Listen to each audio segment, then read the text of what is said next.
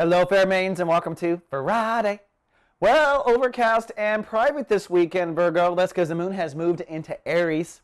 What that does, put emotional focus really on intimacy and boundaries. So that can be a good thing and that can be a hard thing. Depends on how you're doing with intimacy and boundaries.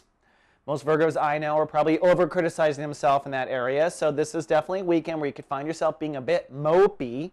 What's really happening is the universe wants you to take emotional attention to your border, whether your border is well-preserved, over-preserved, or being manipulated by someone. So take advantage of this weekend to really understand how you truly feel emotionally about your boundaries. That could be also truth to yourself. Sometimes in this transit, people really kind of open up and they kind of break their denials. So if you've been in denial about something, you'll probably realize it in the next 2 days.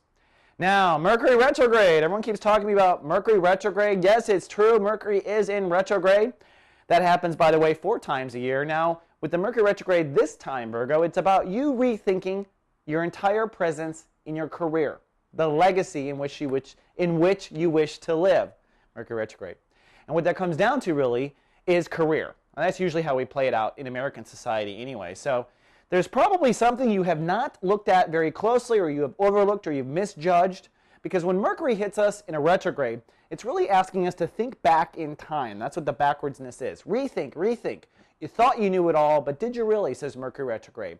And what happens is the sun crosses over as Mercury goes backwards. So we get this kind of scissor effect from the planets really grinding down on this issue. So if you want to be depressed, well, think about career for the weekend, because that's what Mercury really wants you to process. And I'll be willing to bet, Virgo, you have underestimated the potential of you in the world. That's usually what I find with Virgos and career. All right, Virgo, that's all I got for the weekend. See you back on Monday. Live, love, be.